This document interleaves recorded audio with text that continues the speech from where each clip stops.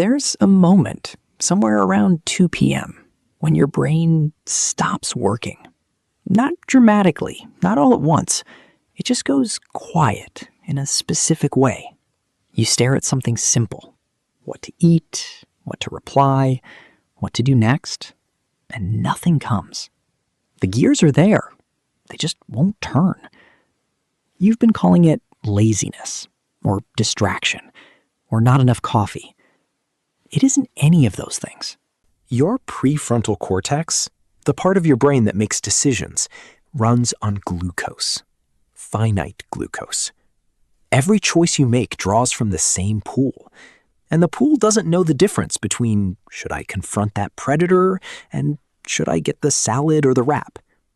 It just knows decision, resource spent, balance drops. This system evolved over roughly 2.5 million years. For almost all of that time, the number of decisions a human being made in a single day was small, brutally small by modern standards. Where to move, what to eat from what was available, whether a sound meant danger, maybe a dozen real choices. On a complex day, Here's what your brain never had to plan for. You wake up. Before you've spoken a word, you've decided to check your phone, then which notification to open, then whether to respond, then what to have for breakfast from 12 options, then what to wear, then which route, then whether the email you got is urgent or not, then what tone to reply in, then whether that tone was right. It's 8:47 a.m. Researchers at Cornell once estimated that adults make around 35,000 decisions per day. That number gets cited everywhere and probably inflates the trivial. Blinking, muscle adjustments, micro choices the conscious mind never registers. The real number of conscious, effortful decisions is smaller.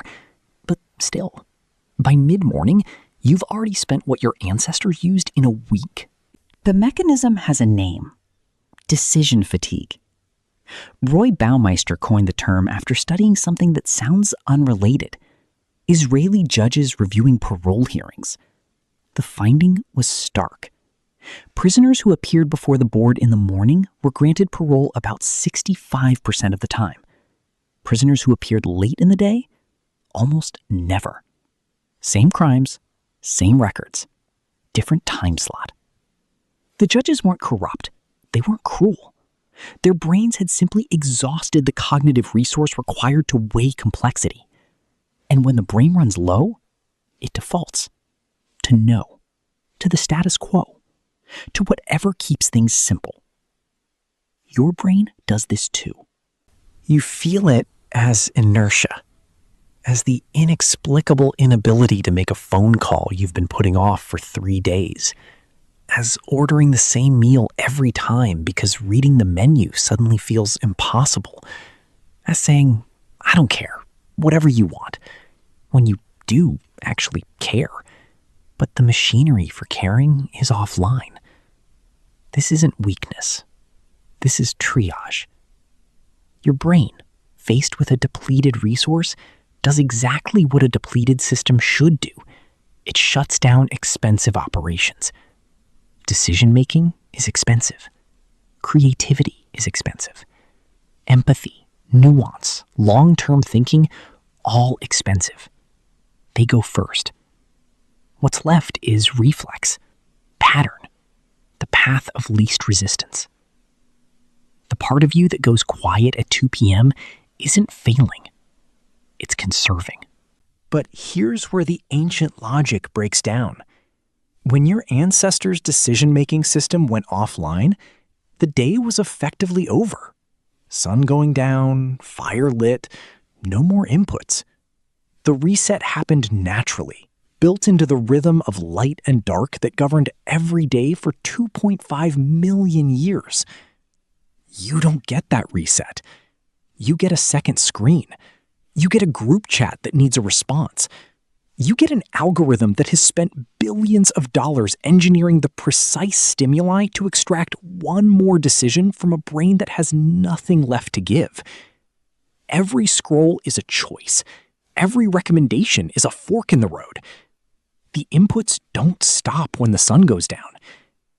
And so you sit there at 10 p.m., genuinely unable to decide what to watch, paralyzed not by laziness, but by the biological aftermath of a day your nervous system was never designed to survive.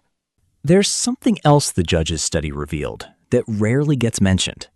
After breaks, specifically after food, parole rates climbed back to 65%. The reset wasn't psychological. It wasn't motivational. It was glucose. A meal, 20 minutes, and the system came back online. Your brain responds to the same thing, not willpower, not discipline. Glucose, rest, and the removal of input. The people who seem to have endless decision-making capacity usually aren't smarter. They've just deliberately or accidentally structured their days to spend less. Same clothes every day, same breakfast, automated routines that remove entire categories of choice before noon. They aren't superhuman. They've just stopped fighting the biology. The deeper implication is uncomfortable. You are not making decisions freely, not really. You are making decisions in sequence, on a depleting resource, inside an environment that was architecturally designed to extract as many of them as possible from you as late into the day as possible, at the lowest possible cognitive cost to you and the highest possible benefit to someone else. The 3 p.m. impulse buy, the argument you picked at night that you'd have let go of in the morning, the choice you made at 11 p.m. that you regret by 9 a.m. These aren't character flaws. They're the predictable output of a system running on empty. Your brain was built for scarcity of choice. It is now drowning in it. And that moment, the 2 p.m. stall, the blank stare, the gears that won't turn, that isn't a malfunction. That's your 2.5 million-year-old brain doing the only rational thing left, refusing to play a game it was never built to win.